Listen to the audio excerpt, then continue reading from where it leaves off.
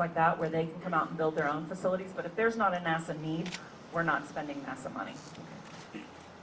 Can you give us an example of some of the requirements that commercial partners are exempted from that NASA users have to follow? Okay. So I always like to use this example. During the shuttle program, to operate out in Launch Complex 39, our safety requirements, our safety documents had like 2,200 requirements that had to be met by the program operating in Launch Complex 39. I challenged my safety team to take a look at what is a requirement and what is a best practice, okay? And if it wasn't a hard requirement, I wanted it scrubbed.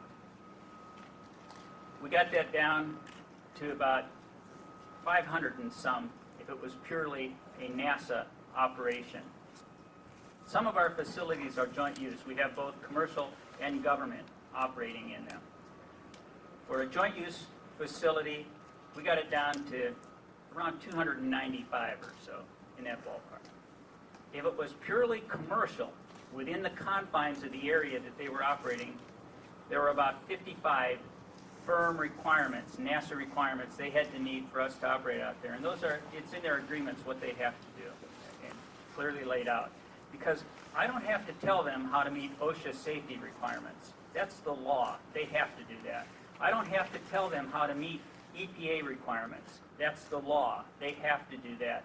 So rather than adding additional NASA requirements on them, we hold them accountable for meeting the laws of the land and meeting our specific safety requirements. Now in some areas, like when we have hazardous operations going on within the VAB or the OPFs, you know, C3PF, OPF 1 and 2 with the X-37, there may be a hazardous operation that could impact one of the other facilities. So Nancy's team deconflicts that so that we don't have personnel within a hazardous area when hazardous ops are being done. So I think, you know, I can't imagine how we could have done it better. It really has worked out to the advantage of everybody because requirements are costly, all right? And we want them to have the most cost-efficient, we want us to have the most cost-efficient way of doing business possible. So that's essentially the process that we've gone through. All right, one more. Nice picture. Yeah. Can we get in the sun a little bit? Get in the sun, yeah. I will.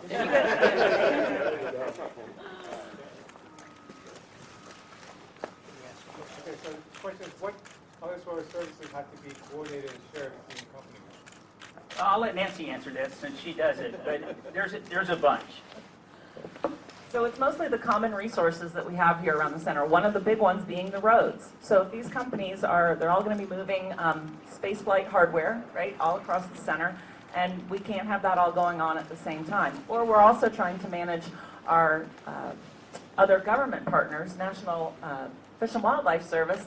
They provide the prescribed burning for us here on the center.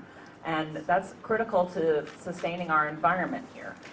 But when they're burning, that can cause some conflicts with space flight hardware, right?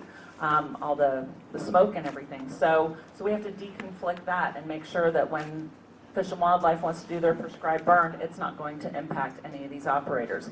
We have the nitrogen pipeline that runs through the center that services all the launch pads, and that has a limited capacity, and it can't service all customers all the time.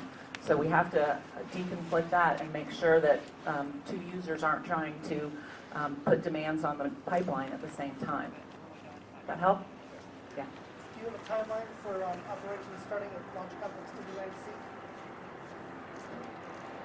So right now we're still looking. We don't have a definite timeline. We're wanting to see who's going to be able to use it and when. So there's nothing definite that we're going to start operations out there. I want to thank you all for coming out this morning. I think this is an exciting time for spaceflight. It's absolutely amazing what we've accomplished. This team has done a truly outstanding job. I couldn't be more proud of them. And I'm looking forward to the successful launch of cargo to the International Space Station tomorrow on the first commercial launch off pad 39A.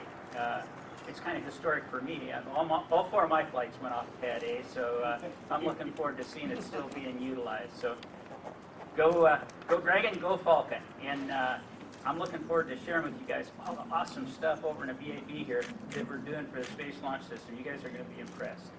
Thanks. Okay. Are you coming over there with us? Absolutely. Oh, excellent.